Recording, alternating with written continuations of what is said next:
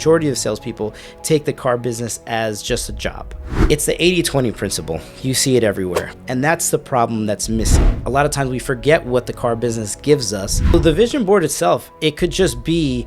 Wait, one shot? One shot.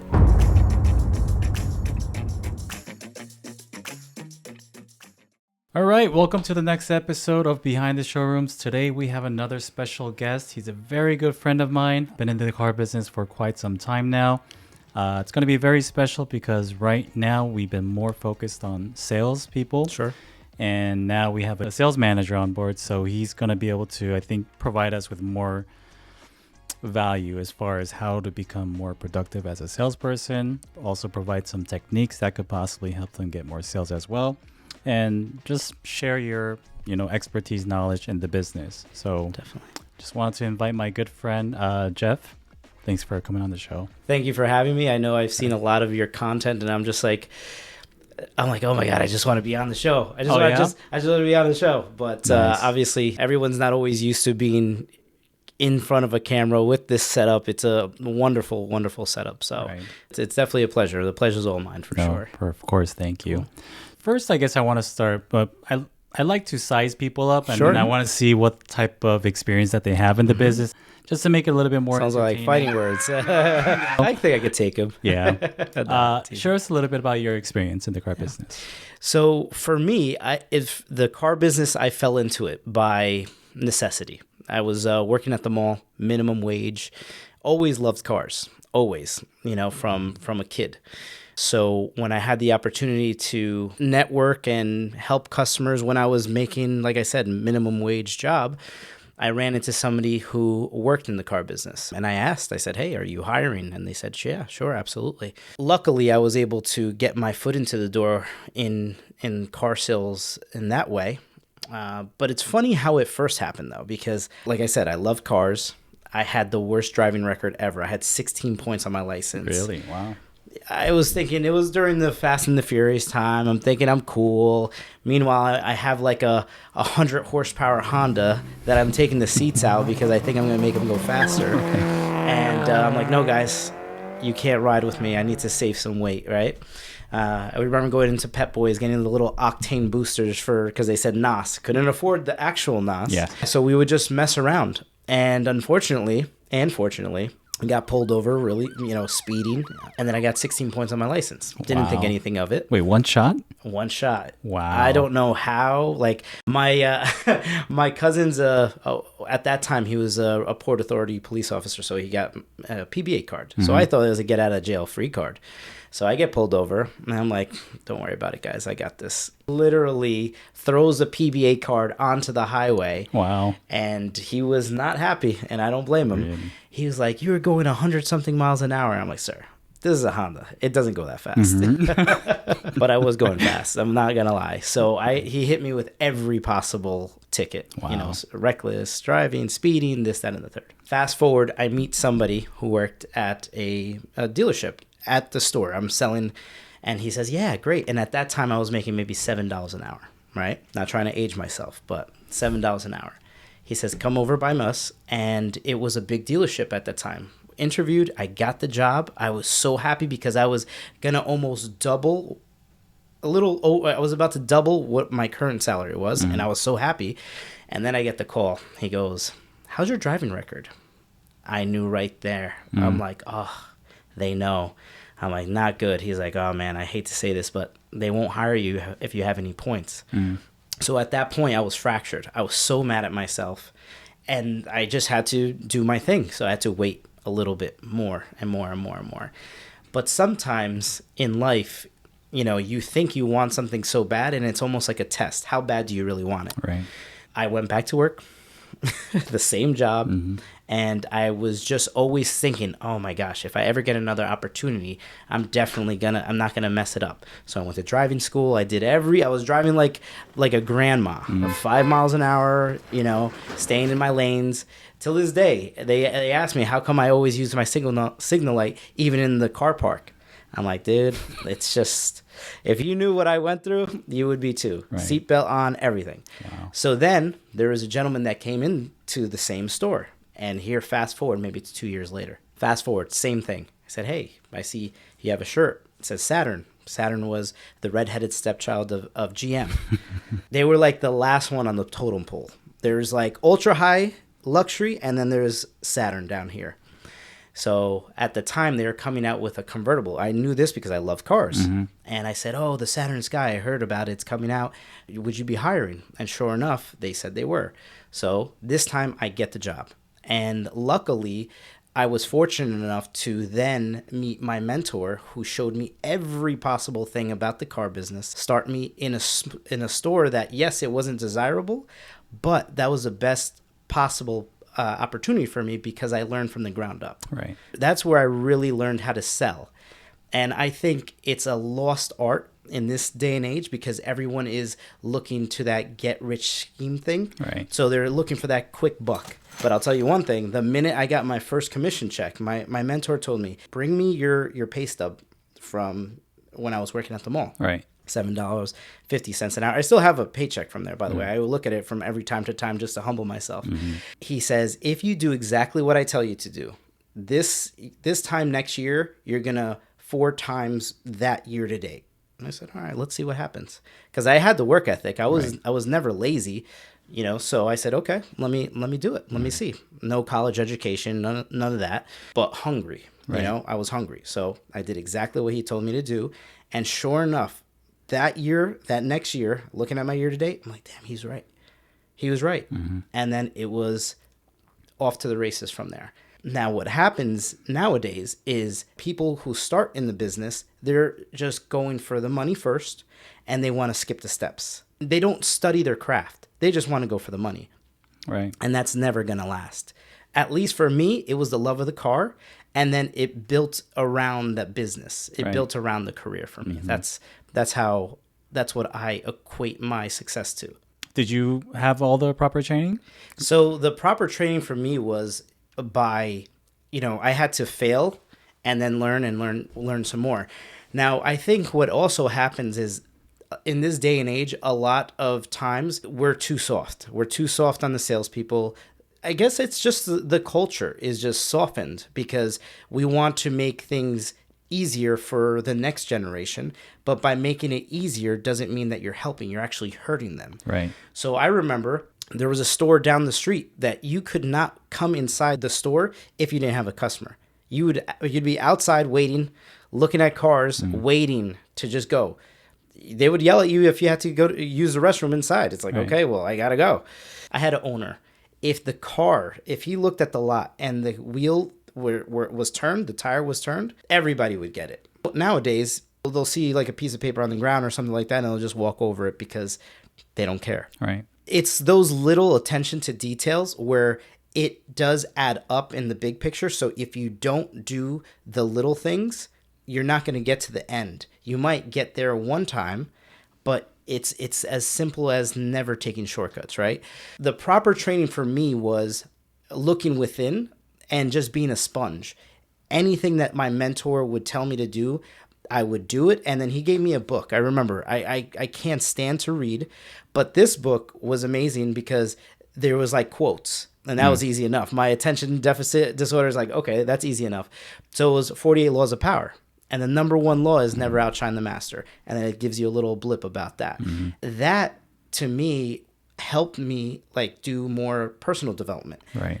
Sometimes in school, a mother or father will say, oh, well, the teacher's not teaching them. Well, the teacher's only supposed to do so much. They also have to, you also have to teach when they get home. It's not just the teacher's job just to do all the work and show them all the ropes, but it's also to help them along.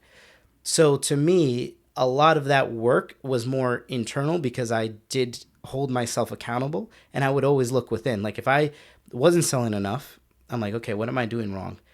How am I sounding to the customer? And nowadays, I think that's lost. Now it's more so they're not helping me. And it's like the victim mentality. And I never had that. I always had like extreme, maybe a little too much hard on myself. Like, everything that happens is my fault. The department I was in was special finance. So it was almost like you're a finance manager, you're a salesperson, you're the detail person, you're the service writer, you're everything. Right. You're a jack of all trades. And that helped me because it showed me every aspect of the department. It wasn't just you sold the car, then the detail guy takes care of it. No, you had to do it all. The great thing about that department was you had to really, number one, you had to know how to sell. We were stuck right in the middle between a very high volume Nissan store, a Mitsubishi store, and then it was us, the low totem pole Saturn store. So you would come to us if you couldn't get approved anywhere else. So I remember my mentor, he had it was a sign made up. It was everybodydrives.com. It wouldn't be Saturn because no one would call. So everybodydrives.com, they say, hey, we're looking to get approved. I would make the appointment. This was back before Google Maps was available. It was Ask Jeeves. Okay. And they're like, well, I just put it in Ask Jeeves and it says that there's a Saturn store and I don't want to go. I'm not going to get a Saturn. Again, you had to learn how to sell. So I said, listen, this is a satellite location. We're at a Saturn store, but it's not really. And trust me, you don't have to leave in a Saturn if you don't want to. Right. They left in a Saturn. Very So, nice. and, Wow. but again, all this, if I was at a Highline store where everybody wanted the product, I think I wouldn't have gotten the same out of the car business as getting into something that's not desirable and you had to actually learn how to sell. Number one, every customer is different, but every sale is the same. I just had to pivot, however, which way, that I saw. Let's say if they were talking about the safety features or if they were talking about the horsepower, I had to just pivot and just work off of what the customer gave me. Right. And that's with, and that's the other thing, the lost art of selling is you have to listen. Because people buy from people. And too many times a salesperson, you're going to tell them one thing. It's like the game telephone. You start with one, and by the end of the conversation is a completely different topic. It's like, okay, tell your customer this. Okay, no problem. Salesman comes back. What did they say? They said no. Okay, what did you tell them? Oh, I told them this. That's not what I told you to say. Right. So Yeah. so something like that, I would say, Right. for sure. So did you have like a step as a process of selling cars too? Again, for me, a TO or a turnover, you turn it over to your manager. Right. Again, this is a step that you learn by failure. Everything you learn by failure. If someone's scared to do something, you have to do it first. You have to fail. That's the only way that you're going to learn. Right. So I remember always get a TO after I didn't. So I let somebody leave. They said, okay, we'll be back. And I said, okay, no problem. Well, my sales manager was like, okay, those people that you're with for an hour, where are they? I'm like, oh, they had to leave, but they said they're going to come back. He goes in the nicest way, and he didn't say it in this way, but he says, next time you don't get a TO, you leave with them. I said, fair enough. And it never happened again. Right. Yeah. Whatever I needed to do, they had to talk to somebody before if anybody's ever watched the show Breaking Bad, Walter White drives one of the ugliest cars ever made. It's the Pontiac Aztek. I sold a Pontiac Aztek to this woman. It was all black. I made sure I polished up the tires were almost like bald. So I polished it all up. And I'm like, you know what, Mrs. Smith, from this angle, this looks like a Hummer, doesn't it? She goes, yeah, it does. Did not.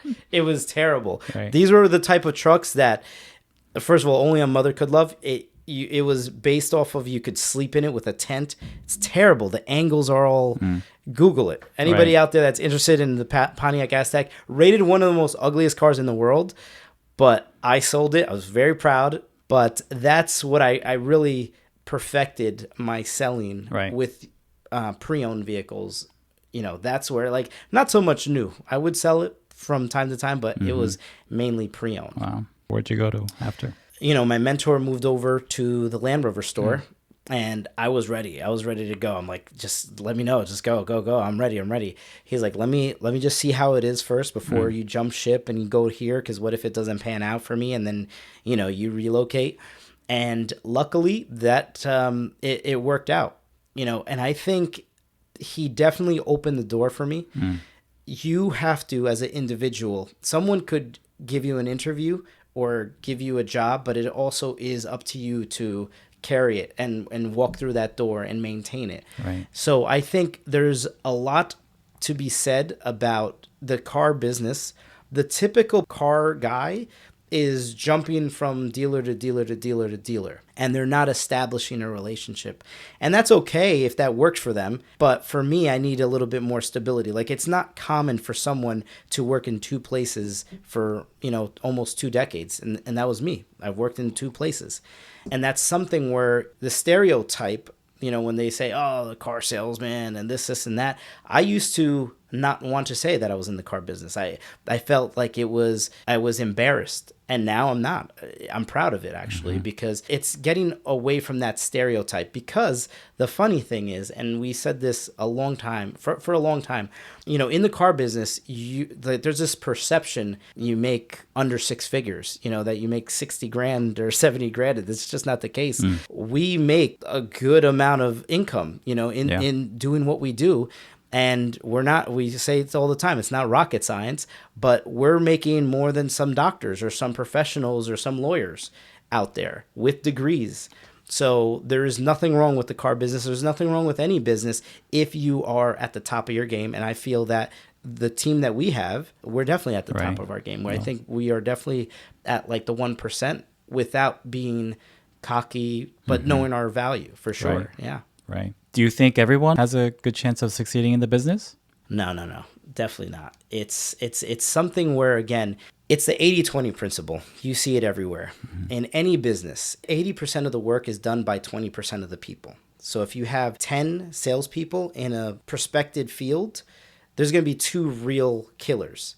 And the rest of the 8 are, you got the lower and the middle of the pack, and you have 2 great performers. Right. That's the 80-20 principle. And you see it all the time. Why is the SEAL Team 6? It's a very small group because they are elite. And it's impossible to have a staff of 10 and every single one be a killer and every one do 15, 20, 30 cars a month. It's just certain salespeople, they might sell 2 cars, they'll make a big commission, and they take their foot off the gas, and then they'll spend a little bit of money, and then they're like, oh, I got to get to work. And there's others that their tank is never empty. They just want more and more and more and more. Right. And they just keep going. Yeah, for sure. And you were like that too? I was, definitely, because when you come from humble beginnings and you have this potential where you could literally, make 6 figures and you've never seen that type of money, you're going to have a few options. Right. You could, lose it all. You could have vices. You could turn to, all these like vices to lose it all, or you could, continue to grow and make more of it. But again, I've seen so many people get into the business for that, to be able to make 6 figures, and that's all they're thinking about.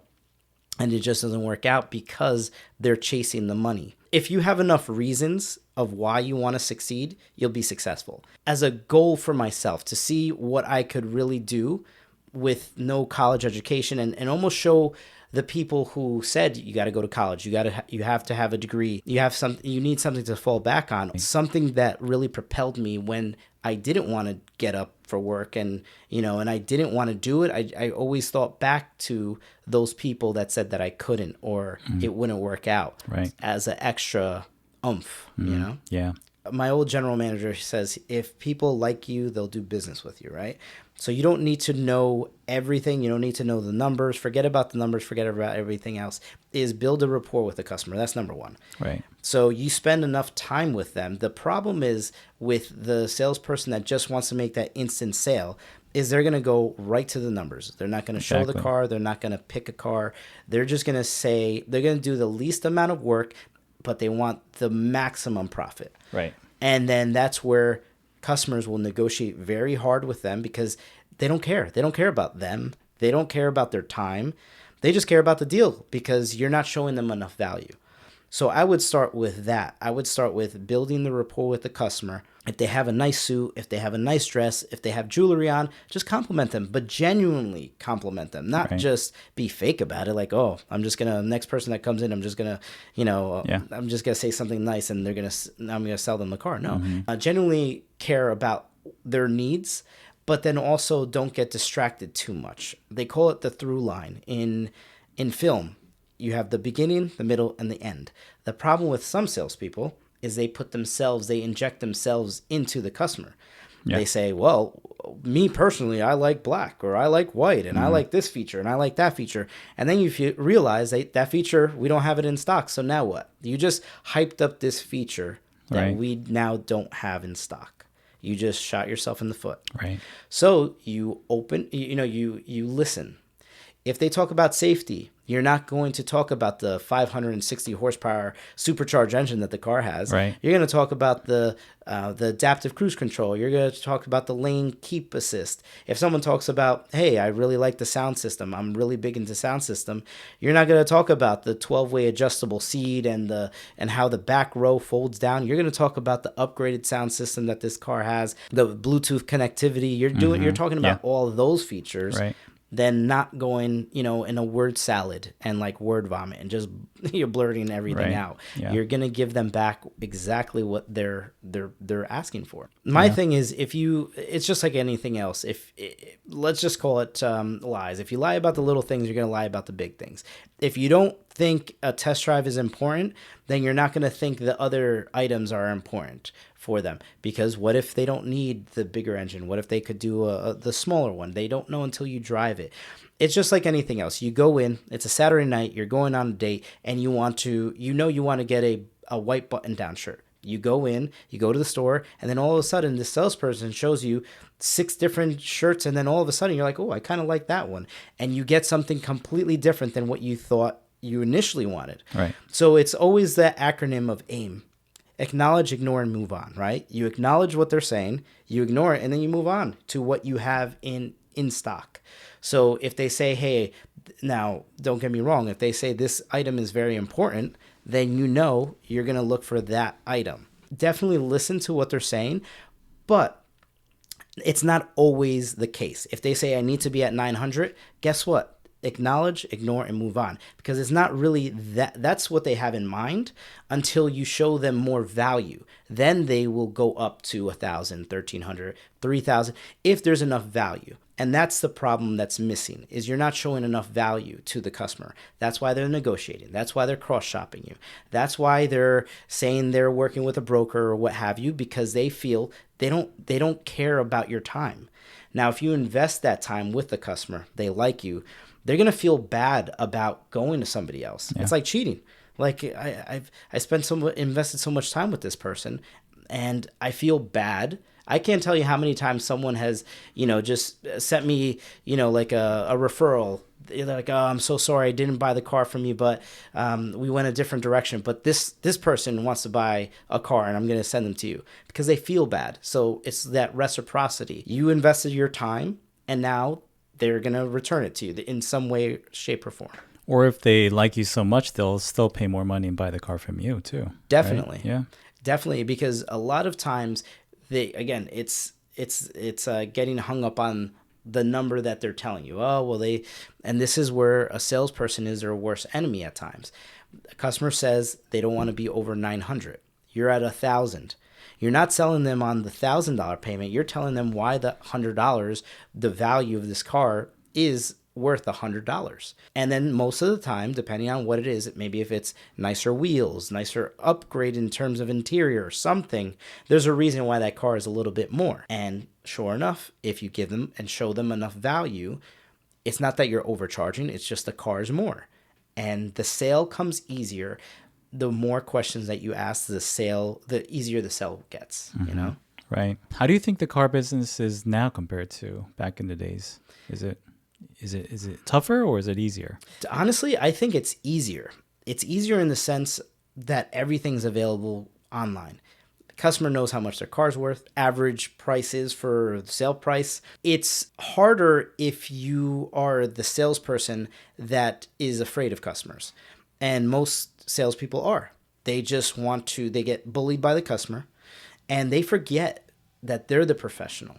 We do this for a living. They just hear about it, and they say, hey, somebody told me to ask about the residual value, so when I go in there, make sure you ask them about the residual. And then the salesperson's like a deer in the headlights, like, oh my God, how do they know about the residual? Like, there's no gimmicks, but we do this for a living. So if I was building a house, I'm not going to tell the carpenter, like, hey, are you sure you're using that right type of wood? I think that's a 2x4. Right. You should be using this one. No. because they're the professional. And a lot of times the salesperson doesn't they think they're working just like a mundane shift and they're just gonna, but if they really look at their job as a career and like a stockbroker is that, and this is my profession, that's where things change, because you get, number one, you get a little more pride when you're selling, and then you become a person of influence. Once they have a little chink in the armor, that's it. They see a little gap, they're going. Right. Because the thing is, the customers aren't, let's be honest, they know they're not innocent either. You know, we're all here to, you know, we're here to make a sale. Yes. I hear there's so many forums about car business and the car dealer being this and customers getting taken advantage of. And that might happen, but 9 times out of 10, it's the customer as well could be at times even worse off in terms of, you know, the edge or trying to, let's say, I can't tell you how many times a customer goes to trade in a car that they know they have issues with, transmission, engine, and they're hiding it. And they're trying to get full value for the car, knowing that there's an issue with it. So they're not innocent either. Most salespeople, I would say the majority of salespeople, take the car business as just a job. They're just like a 9 to 5. And there's others who are, no, this is my career. It's different. And they're more serious about it. And those are the ones that are successful. The ones that just take it as a job, they're the 9 to 5. The minute that 6 o'clock, they're out. Their day off is their day off. They don't care if they have, you know, someone coming in. They're going to have someone else do their work for them. And there is no pride. I understand things happen, that you can't be there. But at no point in time did I ever have someone else do my delivery, because that's, unless it's something catastrophic that happened, because that's like telling the customer, I really don't care, you know, but I'm just going to hand you off to this person. I know we built this whole rapport, but the sale's done already. Right. Listen, I know people, and so do you, that they're well into the 7 figures, you know, selling cars. Because the thing is, it's the selling cars is just the ground level. Then after, you meet so many high net worth individuals that it gives you other avenues, whether it's real estate, stocks, bonds, you know, mortgage brokers, this, that, and the third, that it expands the car business. And, you know, I know some individuals that were lucky enough to be partnered up with owning their own dealerships. The customer would do a transaction and they loved the way that they work. They know the car business, and they self-funded them to get their own business. Right. So it really is, the sky really is the limit. It's just, if you have the drive to really learn your craft, then it really is, you just never know, number one, who you're going to meet and how maybe they'll take a liking to you and say, hey, I'm doing this business, I want you to come on board with me, XYZ. And then, you know, because it's all about networking. Right. You know, you have, we have individuals who have, who are realtors, brokers, lawyers, doctors, all these different careers and avenues that, you know, building this relationship with the customer. Because if you're a transactional salesperson, you're just looking to sell a car and then on to the next one. You're not growing your portfolio, where it's, you sell one, but you're building that relationship with that customer. Right. You know? What kind of advice would you have for people who may be struggling in the business? Maybe they may think that they just don't have a career in it, or they're doing something wrong. What do you advise for them? A lot of times we forget what the car business gives us because we're focusing on what we haven't achieved yet. Right. Because that's the thing with the car business. We get in a funk. It's a high dopamine. If we're not closing deals, if we're not selling product, if we get, you know, 5 cash deals back to back to back to back, you know, it's that dopamine hit. It's well, that's, you know, finance, yes. Well, yes. Yes. But even in sales, if you go through, if you do, now you ask, what if I do all the right steps and I still don't get the sale, right? I always go into this one story, right? I say there's a farmer, wakes up at 3 o'clock in the morning. He's a great provider for his family. He goes to church every Sunday. He reads. He's a great father. And one day his crops, they come up and there's a big storm that passes over. It wipes the whole crop out, right? What did he do wrong? And the answer is nothing, because life's like that sometimes. Sometimes shit happens. Right. And you just got to keep going, and you got to have to keep you got to go back. You can't just give up. Like, I did everything I did everything Jeff told me to do from start to finish, and I still didn't sell a car. Great. Do it again. Do it again. Yeah. Do it again. Do it again. And at the end of the month, at the end of the week, you're going to see you will close more deals. But it's that, we're like that hamster on the wheel. We're just trying to chase that cheese, That's right. And that's how the car business is. Right. There's a lot of components just for your mental sanity in the car business. I think working out is I don't care if you do it for 15 minutes or 20 minutes, any type of working out. I don't care if it's walking on the treadmill, lifting weights, going in the sauna. You got to do something for your mental health, because it's only you. Nobody's going to come to save you, right? So if you're not optimal, and I'm not like this David Goggins and I'm doing this, Iron Man, and God bless whoever is, but just if you do a little bit or you do a lot, just do something. Right. Because we're dealing with numbers every day. Running numbers, people, there's a lot that you need to, we need to be like a well-oiled machine. And if it's no different than skipping steps, same thing. Like, there's times like I might not go to the gym for a few days. Mm-hmm. And a few days, I mean a couple of weeks. And then all of a sudden I start feeling like, oh, I'm off. I feel off, and then I start, okay, well, let me do my checklist. Did I drink enough water? No. Did I get enough sleep? No. Did I work out? No. Did I eat like crap? Yeah, absolutely. And then all of a sudden I go to the gym and boom, it like all of a sudden it clicks. Mm-hmm. So it's these like little things that we also have to, we're like the best investment we're ever going to make. I don't think you need to, like, if I were to write a book, I don't think my book would be more than 10 pages, because it's not that difficult. Right. The things that are easy to do are also easy not to do, right? Right. So a lot of times people are like, here are my 5 ways to do that. No, you don't have to do all that. Like, It's as simple as you have to, number one, it's cheesy, but you have to love what you do. And there's so many people to say, well, that's easy for you to say. You have bills. We all have bills, right? Yeah. But why go to a place that you're miserable to go to? And I remember this like it was yesterday. I was talking to my mentor years ago. And I'm like, you know what? They're not paying me enough. I got my commission sheet and I was mad. I was very mad, because I'm like, they're not paying me what I should be paid for. And he said, okay, well, let me ask you something. If they paid you another $20,000 for that commission check, would you be happy? And I lost it. I broke down, because he was right. It wasn't about the money. I just wasn't, at that point in time, I just wasn't happy with my situation, myself, or whatever the case may be. Right. So you need to get to the root cause. So many times we're pointing figures outside, where it's really, we got to look within. And that's the hardest critic. That's the hardest part, is knowing that you're the one that's creating this, false pretense. It's like, sometimes we get in our heads in sales. Mm-hmm. I always tell salespeople, sales is, you have to be on it. It's so many, it's like 90% mental, right? And if you're not in the mood, and that it's okay. Just, you could walk away, go take a break, go outside, go get lunch, whatever the case is, just You can't be here. You're doing yourself a disservice, because there's no way you're going to sell a car in that mood. You're just not. So if you're listening to a country song and you can't stand country, what are you going to do?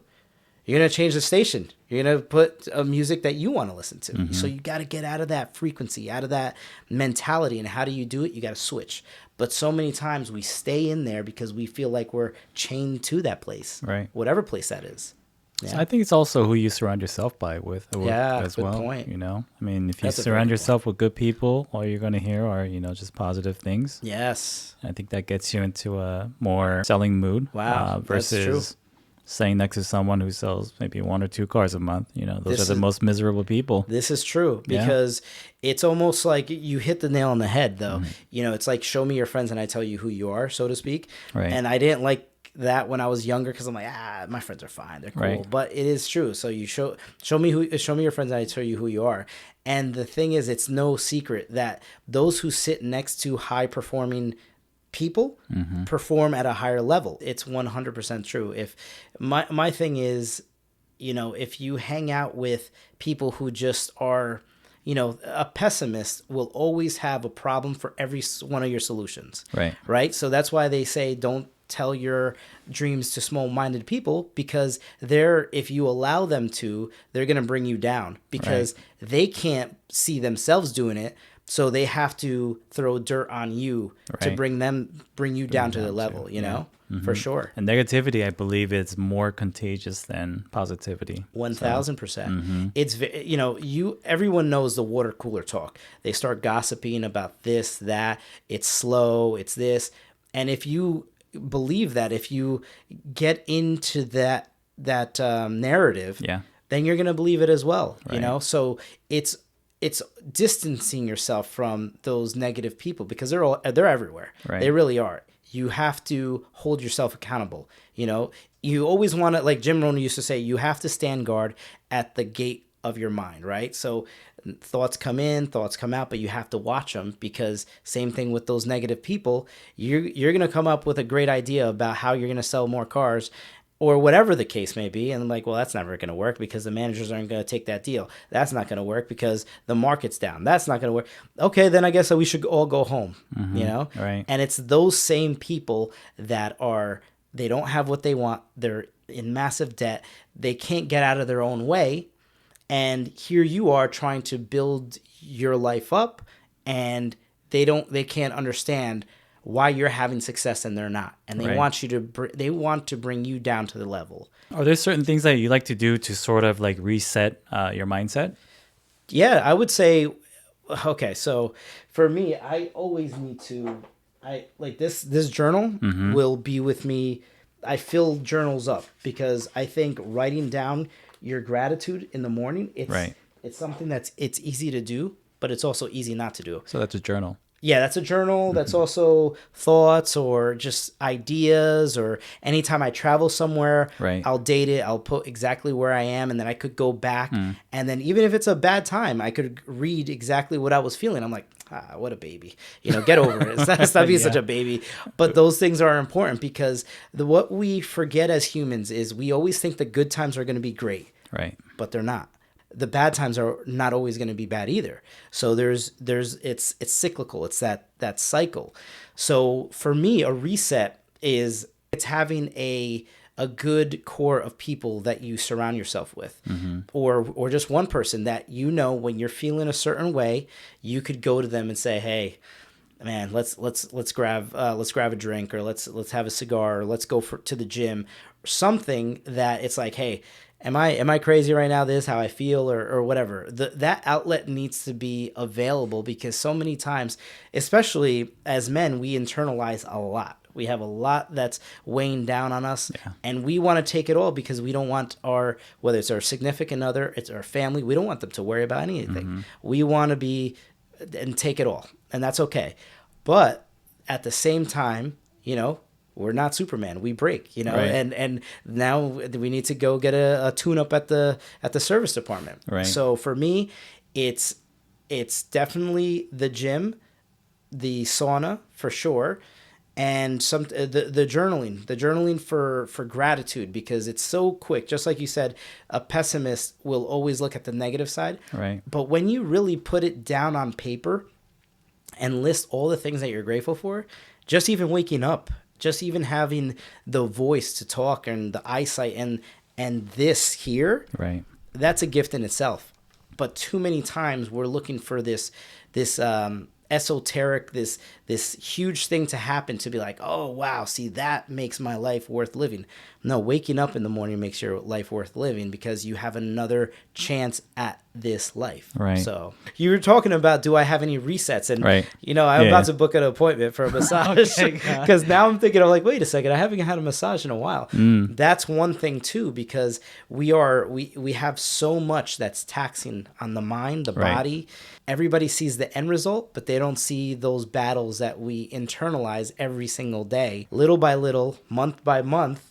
It's gonna add up, and then all of a sudden it becomes bigger because we didn't at least take the time for ourselves and be a little selfish. Right. Like I understand, if you're with a significant other, and I understand they have a duty as well, and they need their time, and that's Right. great, but so do we. We Right. need that little bit of being a little bit of selfish for ourselves, whether it's a driving range or going to the gym for an hour or meeting up with your friends for, a beer or something like that. Right. There has to be something. It can't go to the point where you blow.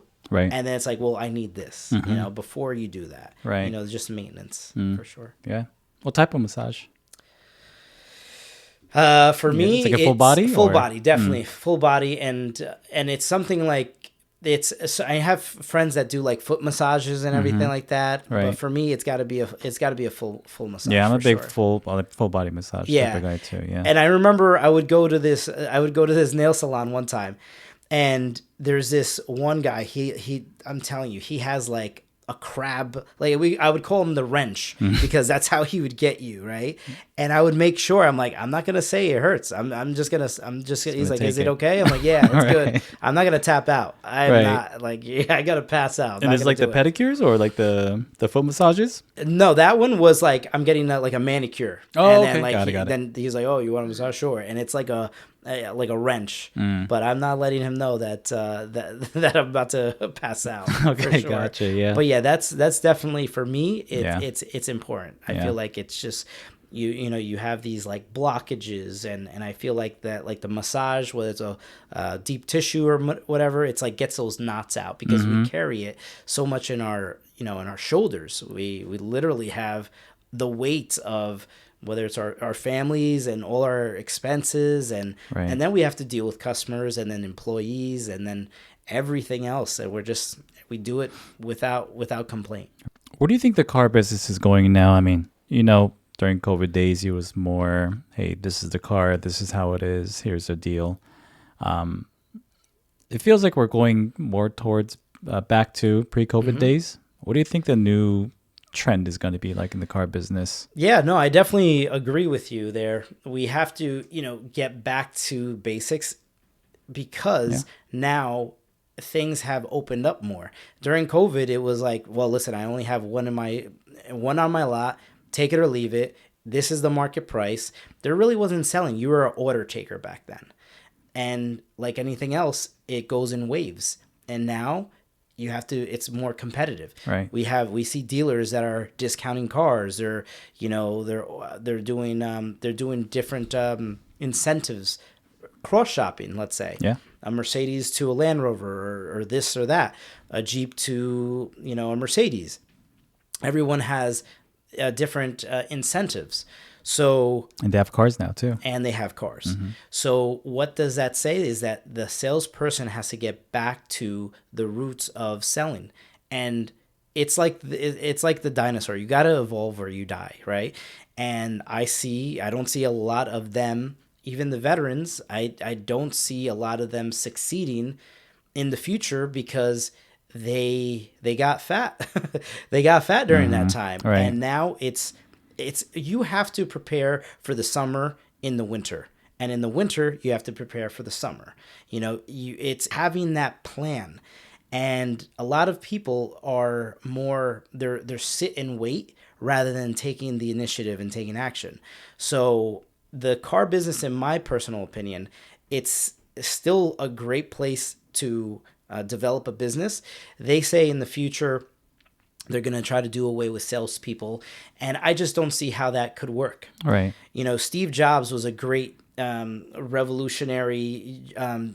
Steve Jobs was great in the sense of he is a salesperson.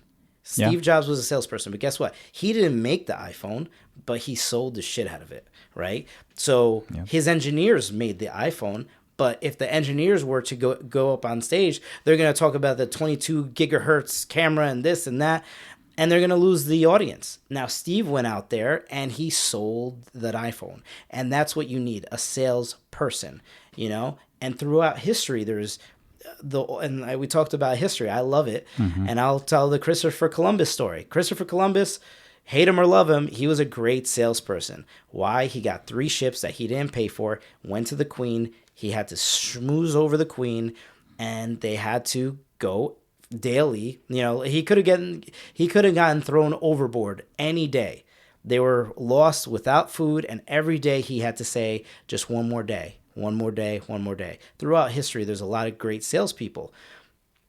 And that will never change. You will always need to have a salesperson. If you have the best product, you need somebody to sell it.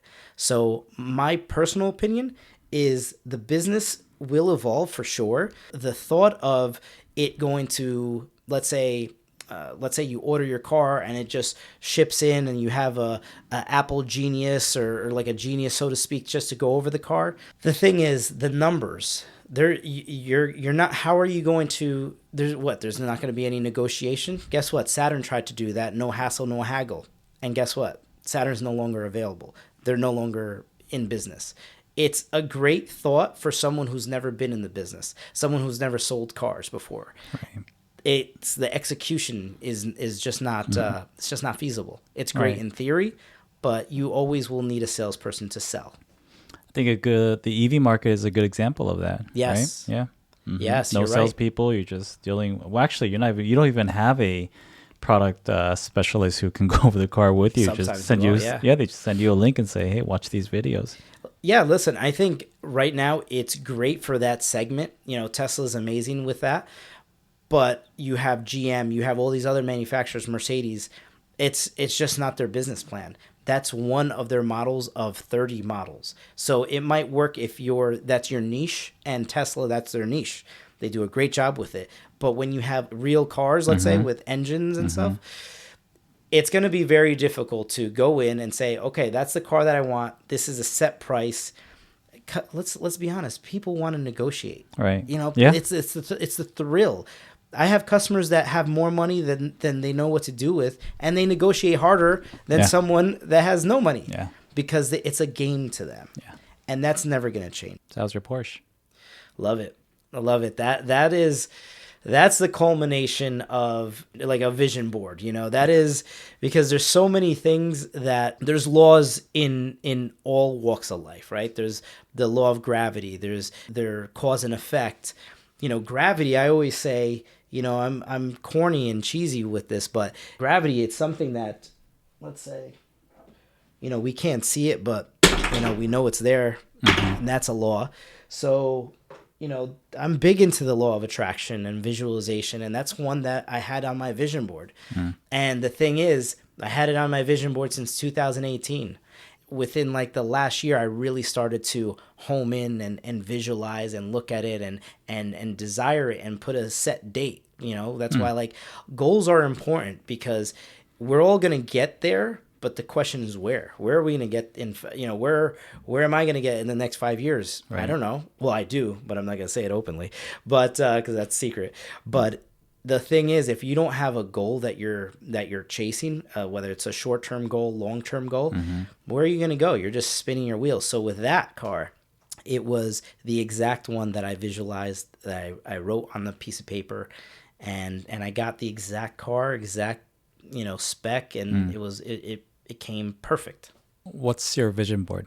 Vision board. So for me, it's big where you have things that you desire, whether it's houses, places you want to travel, physical items, you know, and then you see it on the daily. They could have something, you know, again, not everybody's going to do it, and that's okay. There's no woo-woo in here. But I could assure you, the more times you see something, that's why these marketing people spend so much money on billboards, because all of a sudden you want to smoke a Marlboro cigarette like a cowboy, right? Because you see it every day. It's the same thing where if you have, something in your bedroom or somewhere where you always see it, subconsciously, you're going to eventually get that thing or think of that thing, and it's going to appear and you're going to think it just happened out of thin air. That's why it's like when you buy a car, all of a sudden you see them everywhere. Right. They've always been there, but now you're more open to, your subconscious is searching for it, So I think I'm big into that. I'm big into, vision boards and goals and affirmations and everything like that. The vision board is the journal? There's goals in there for sure. Mm-hmm. There's goals in there for sure that are specific and detailed. There's a vision board, so to speak. It's a travel vision board that I break open, and it's to me, if at the very least it just makes me feel good. Some people, I'm big into positive self-talk and all this. Just saying that, I feel good, I feel good doesn't mean that you're going to automatically feel good. But I could assure you, if you do that more times than, that negative talk, right, all of a sudden you're going to start driving what you want to drive, being the person that you want to be.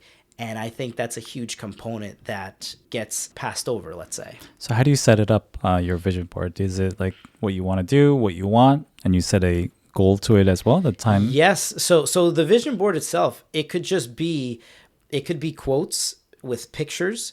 I would say pictures of loved ones and also things, because if you have enough reasons of why you want to do what you, or have those things, then seeing a picture of a loved one, I'll give you an example. If someone said to you, picture a loved one that you have, right? And let's just say, this time next year, you need to make $1 million or else you wouldn't see that person again. You're going to do whatever the hell it takes to make that $1 million, no matter what. If that's a burning building, you're going to run right through it without even thinking about it. So the thing is, we get comfortable. We're human. In sales, we get comfortable, but it's having that, that discipline where you check yourself almost. And the great thing is we could do it at any point. We could reset. So with the vision board, and it's time bound. So I do have items that I want on there with pictures that get my heart going. And it's okay, I see why I'm doing this. I'm doing this because this, and that. It's not going to happen. It could happen overnight, but sometimes it takes a little bit longer because everything has its appointed time. For me, goals have to be time bound.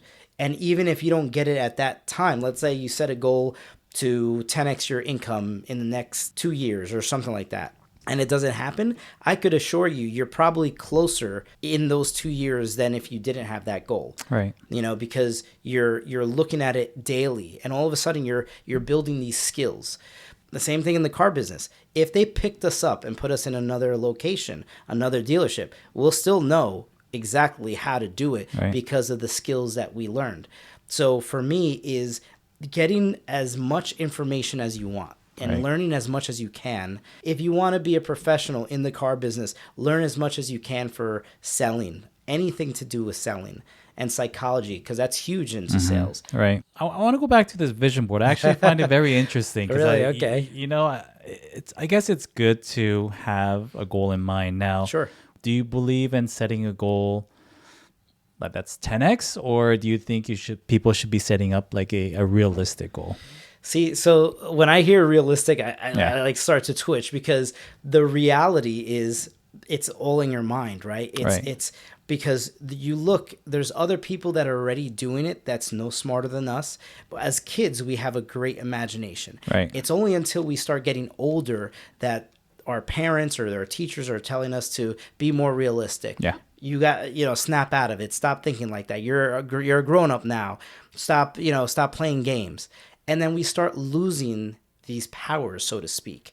I could close my eyes right now and be exactly where I was last year in Istanbul, Turkey. I could do that right now. There's nobody to tell me that it's not real because it's in my imagination. If you truly believe in your imagination that it's possible, then that's it. Then it's already done. But when we limit ourselves with saying, you know what? 10x is too much. Maybe I'll just do double. Maybe I'll do double. And what if you do double? Maybe you're like, damn, I should have done 10x, because you don't want to limit yourself, because even if you don't hit 10x, maybe you do triple. I wouldn't be mad at triple when my goal was 10x. again, it goes back to that realism or that realistic expectations. I don't believe in it. I believe in, trusting your own intuition, your own imagination, Your vision, yeah. and then not telling anybody about it. And the reason why is you tell somebody about it and they can't see themselves doing it, and they'll tell you it's not possible.